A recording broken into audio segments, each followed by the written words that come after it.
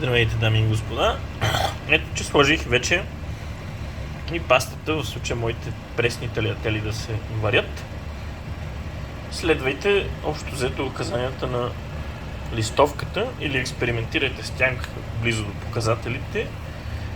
Но това, което пишеше в моя случай, водата да е на 100 градуса. Как е на 100 градуса? Ето тук пише си, мой така поддържа до 100. Сол и за 7 минути трябва да е готова. Остават още 5. Тъй, че ще се видим след малко. Пастата си изстива. Може да върнете, след като мръднете пастата за...